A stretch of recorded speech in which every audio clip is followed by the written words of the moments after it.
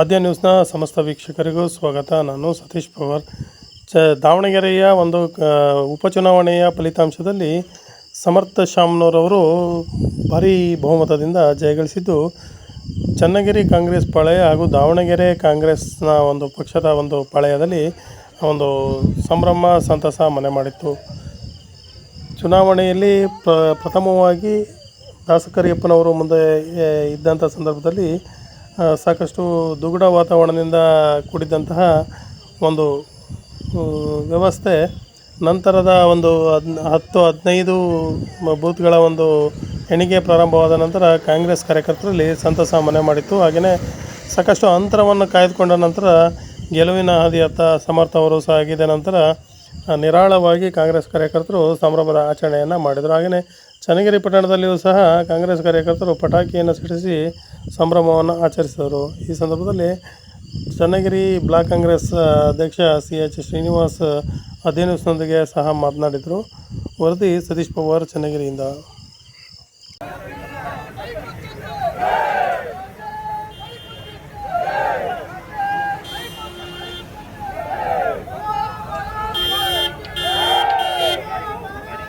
ದಾವಣಗೆರೆ ಉಪಚುನಾವಣೆಯಲ್ಲಿ ಕಾಂಗ್ರೆಸ್ನ ಅಭ್ಯರ್ಥಿಯಾದಂತಹ ಸಮರ್ಥ ಶಾಮ್ನೂರವರು ಜಯಗಳಿಸಿದರೆ ಚನ್ನಗಿರಿಯ ಒಂದು ಕಾಂಗ್ರೆಸ್ ಪಾಳೆಯದಲ್ಲೂ ಸಹ ಸಂಭ್ರಮಾಚರಣೆಯ ಒಂದು ಮನೆ ಮಾಡಿದೆ. ಸರ್, ಅದ್ರ ಬಗ್ಗೆ ತಾವೇನು ಹೇಳ್ತೀರಾ ಅಂತ ಹೇಳಿ ಸರ್.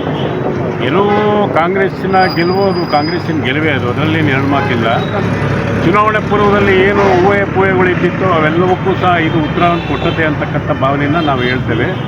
ಜೊತೆಗೆ ಅಲ್ಲಿ ಎಲ್ಲ ಕೋಮುನವರು ಸಹ ಸೌಹಾರ್ದಯುತವಾಗಿ ಅಭಿಮಾನದಿಂದ ಚುನಾವಣೆಯನ್ನು ಮಾಡಿರೋದ್ರಿಂದಲೇ ಈ ಫಲಿತಾಂಶ ಬಂದಿರತಕ್ಕಂಥದ್ದು. ಮೇಲಾಗಿ ಈಗಿನ ಸರ್ವೆ ಪ್ರಕಾರವಾಗಿ ಅಂತರ ಕಮ್ಮಿ ಆಗಿದೆಯಲ್ಲ ಅಂತ ಹೇಳಿದಾಗ ಅಭ್ಯರ್ಥಿಗಳು ಜಾಸ್ತಿ ಆಗಿರೋದ್ರಿಂದ ಅಂತರ ಕಮ್ಮಿ ಆಗಿದೆ ಅಂತಕ್ಕಂಥದ್ದನ್ನು ಹೇಳ್ಬೋದು. ಈ ಗೆಲುವು ಶಾಮ್ನೂರು ಶಿವಶಂಕರಪ್ಪನವರು ಆ ಕ್ಷೇತ್ರಕ್ಕೆ, ಆ ಭಾಗಕ್ಕೆ ಮಾಡಿರ್ತಕ್ಕಂಥ ಸೇವೆಯ ಪ್ರತಿಫಲವಾಗಿ ಈ ಗೆಲುವು ಸಿಕ್ಕಿದೆ ಅಂತಕ್ಕಂಥ ಮಾತನ್ನು ಹೇಳ್ಬೇಕಾಗುತ್ತೆ. ಸರ್, ದಾವಣಗೆರೆ ಒಂದು ಕ್ಷೇತ್ರ ವ್ಯಾಪ್ತಿಯಲ್ಲಿ ಮುಸ್ಲಿಂ ಮತದಾರರು ಸಮರ್ಥ ಅವರ ಕೈ ಹಿಡಿದಿದ್ದಾರೆ ಅಥವಾ ಕೈ ಹಿಡಿದಿದ್ದಾರೆ, ನಿಜಕ್ಕೂ ಹಿಡಿದಿದ್ದಾರೆ. ಯಾವುದೇ ಒಂದು ಜನಾಂಗದಲ್ಲಿ ಹೆಚ್ಚು ಸಂಖ್ಯೆ ಇರ್ತಕ್ಕಂಥವರು ನಮಗೆ ಅವಕಾಶವನ್ನು ಮಾಡಿಕೊಡಿ ಅಂತಕ್ಕಂಥದ್ದು ಕೇಳುವಂಥದ್ದು ಸಹಜ. ಆ ಕೇಳೋ ಪ್ರತಿಕ್ರಿಯೆಯೇ ತಪ್ಪು ಅಂತೇಳಿ ಬಿಂಬಿಸ್ತಕ್ಕಂಥ ವಿರೋಧ ಪಕ್ಷದವರಿಗೆ ಉತ್ತರ ತಕ್ಕನಾಗಿ ಫಲಿತಾಂಶ ಕೊಟ್ಟಿದೆ ಅಂತಕ್ಕಂಥದ್ದು ನಾನು ಹೇಳಬಲ್ಲೆ. ಸರ್, ಶಾಮ್ನೂರು ಶಿವಶಂಕರಪ್ಪನವರು ಅತಿ ಹೆಚ್ಚು ಮತಗಳನ್ನು ತೆಗೆದುಕೊಂಡಿದ್ರು. ಆದರೆ ಸಮರ್ಥ ಅವರಿಗೆ ಒಂದು ಸ್ವಲ್ಪ ಎಲ್ಲೋ ಕಡಿಮೆ ಆಯಿತು. ಸಾಕಷ್ಟು ದಾಸಕರಿಯಪ್ಪನವರ ಜೊತೆಗೆ ಸಾಕಷ್ಟು ಅಂತರದಲ್ಲಿ ಫೈಟ್ನ ನೀಡಿದ್ರು. ಮೊದಲ ಹಂತದಲ್ಲಿ ತುಂಬ ಕಡಿಮೆನೇ ಆಗಿದ್ವು ಓಟ್ಗಳು, ಎಲ್ಲೋ ಸೋಲ್ತಾರೆ ಅನ್ನೋ ಭಯ ಕಾಡ್ತಾ ಇತ್ತು ಅಂತೇಳಿ. ಫಲಿತಾಂಶ ನೀವು ಮೊದಲನೇ ಸುತ್ತು ಮತ್ತು ಎರಡನೇ ಸುತ್ತನ್ನು ನೋಡಿದಾಗ ಅದು ಯಾವ ಭಾಗತ್ತು ಅಂತ ಆಲೋಚನೆ ಮಾಡಬೇಕಾಗ್ತದೆ. ನೀವು ಮಾಧ್ಯಮದವರು 3-4ರಿಂದ 10ನೇ ಸುತ್ತಿನ ತನಕ ನೋಡಿದಾಗ ಫಲಿತಾಂಶ ಯಾವ ರೀತಿ ಏರ್ತಾ ಹೋಗ್ತದೆ ಅಂತ ಗೊತ್ತಾಗ್ತದೆ. ಶಿವಶಂಕರಪ್ಪನವರಿಗೂ ಮತ್ತು ಸಮರ್ಥ ಅವರಿಗೂ ಅಂತರ ಜಾಸ್ತಿ ಕಮ್ಮಿ ಅಂತಕ್ಕಂಥ ಮಾತನ್ನು ನೀವು ಹೇಳ್ತಿದ್ದೀರಿ. ಶಿವಶಂಕರಪ್ಪನವರು ಅಭ್ಯರ್ಥಿ ಆಗಿದ್ದಂಥ ಸಂದರ್ಭದಲ್ಲಿ 74.6% ಮತದಾನ ನಡೆದಿತ್ತು. ಈಗ 68.57% ಮತದಾನ ನಡೆದಾಗ ಆಟೋಮೆಟಿಕ್ಕಾಗಿ ಸಂಖ್ಯೆ ಕಮ್ಮಿ ಆಗಲೇಬೇಕಾಗ್ತದೆ. ಸರ್, ಈಗ 27 ವರ್ಷದ ಚಿಕ್ಕ ಒಬ್ಬ ಯುವಕ ಕಾಂಗ್ರೆಸ್ ಪಕ್ಷದಿಂದ ಆಯ್ಕೆಯಾಗಿದ್ದಾರೆ. ತಮ್ಮ ರಾಜಕೀಯ ಅನುಭವಗಳೇನೋ ಸಾಕಷ್ಟಿದೆ. ಅಂದರೆ ತಂದೆಯವ್ರ ಜೊತೆಗೆ, ಅಜ್ಜಿಯವ್ರ ಜೊತೆಗೆ ಕೆಲಸ ಮಾಡಿ ತುಂಬ ಅನುಭವ. ಆ ಕಡೆ ಭಾಗ ಜನರಿಗೆ ಸಾಕಷ್ಟು ಆಶ್ವಾಸನೆಗಳನ್ನು ಕೊಟ್ಟಿದ್ದಾರೆ. ಆಶ್ವಾಸನೆಗಳನ್ನೆಲ್ಲ ಈಡೇರಿಸ್ತಾರ ಅಂತೇಳಿ 100ಕ್ಕೆ 100 ರಾಹುಲ್ ಗಾಂಧಿಯವರು ಯುವಕರಿದ್ದಾರೆ. ರಾಹುಲ್ ಗಾಂಧಿಯವರ ಜೊತೆಗಿರ್ತಕ್ಕಂಥ ಯುವಕರ ತಂಡಕ್ಕೆ ದಾವಣಗೆರೆ ಜಿಲ್ಲೆಯಿಂದ ಸಮರ್ಥರು ಒಬ್ಬ ಸಮರ್ಥವಾಗಿ ಸೇರ್ಪಡೆ ಆಗ್ತಾರೆ ಅಂತಕ್ಕಂಥ ಭಾವನೆ ನನಗಿದೆ. ಜೊತೆಗೆ ಇಡೀ ರಾಜ್ಯದಲ್ಲಿ ಯುವಕರದ ಒಂದು ಪಡೆ ಸನ್ನದ್ಧವಾಗಿ ತಯಾರಾಗಿದೆ. ಆ ಎಲ್ಲ ಯುವಕರು ಸೇರಿ ಈ ರಾಜ್ಯದಲ್ಲಿ ಕಾಂಗ್ರೆಸ್ಸನ್ನು ಬಲಿಷ್ಠವಾಗಿ ಕಟ್ಟುವಂಥ ಪ್ರಯತ್ನದಲ್ಲಿ ಮುಂಚೂಣಿಯಲ್ಲಿರ್ತಾರೆ ಅಂತಕ್ಕಂಥದ್ದು ನಮ್ಮ ಭಾವನೆ.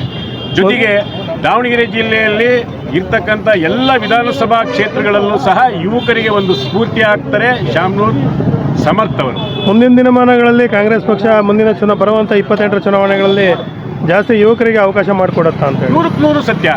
ನಮ್ಮಲ್ಲಿ ಇರ್ತಕ್ಕಂಥ ಎಲ್ಲ ವಿವಿಧ ಸಂಘಗಳ ಮುಂಚೂಣಿ ಘಟಕದಲ್ಲಿರ್ತಕ್ಕಂಥ ಎಲ್ಲವರಿಗೂ ಸಹ ಅವಕಾಶವನ್ನು, ಮಹಿಳೆಯರಿಗಿರ್ಬೋದು, SC ST ಇರ್ಬೋದು, ಯುವ ಮೋರ್ಚಾ ಇರ್ಬೋದು, ಕಾರ್ಮಿಕ ವಿಭಾಗ ಇರ್ಬೋದು, ಕಿಸಾನ್ ಸೆಲ್ ಇರ್ಬೋದು, ಎಲ್ಲರಿಗೂ ಅವಕಾಶವನ್ನು ಕಲ್ಪಿಸಿಕೊಡ್ತಕ್ಕಂಥದ್ದು. ಜೊತೆಗೆ ಹೆಚ್ಚಾಗಿ ಮಹಿಳೆಯರಿಗೆ ಮತ್ತು ಯುವಕರಿಗೆ ಹೆಚ್ಚು ಒತ್ತನ್ನು ಮುಂದಿನ ದಿನಗಳಲ್ಲಿ ಡಿ ಕೆ ಶಿವಕುಮಾರ್ ಆಗಿರ್ತಕ್ಕಂಥ ನಮ್ಮ ಅಧ್ಯಕ್ಷರು ಮತ್ತು ಉಪಮುಖ್ಯಮಂತ್ರಿಗಳು, ನಮ್ಮ ರಾಜ್ಯದ ಗೌರವಾನ್ವಿತ ಮುಖ್ಯಮಂತ್ರಿಗಳಾಗಿರ್ತಕ್ಕಂಥ ಸಿದ್ದರಾಮಯ್ಯನವರ ನೇತೃತ್ವದಲ್ಲಿ ಮುಂದಿನ ಚುನಾವಣೆ ನಡೀತದೆ. 28ನೇ ವಿಧಾನಸಭಾ ಚುನಾವಣೆಯಲ್ಲೂ ಸಹ ಕಾಂಗ್ರೆಸ್ ಅತಿ ಹೆಚ್ಚಿನ ಸಂಖ್ಯೆಯಲ್ಲಿ ಯುವಕರ ಪಡೆಯನ್ನು ಗೆಲ್ಲಿಸ್ಕೊಂಡು ಬರ್ತಕ್ಕಂಥ ಕೆಲಸವನ್ನು ನಮ್ಮ ಡಿ ಕೆ ಶಿವಕುಮಾರ್ ಅವರು, ನಮ್ಮ ಸಿದ್ದರಾಮಯ್ಯನವರು, ರಾಹುಲ್ ಗಾಂಧಿಯವರ ನೇತೃತ್ವದಲ್ಲಿ ಮಲ್ಲಿಕಾರ್ಜುನ್ ಖರ್ಗೆ ಅವರ ಮಾರ್ಗದರ್ಶನದಲ್ಲಿ ನಡೀತದೆ ಅಂತಕ್ಕಂಥ ಆಶಾಭಾವನೆ ನಮಗಿದೆ.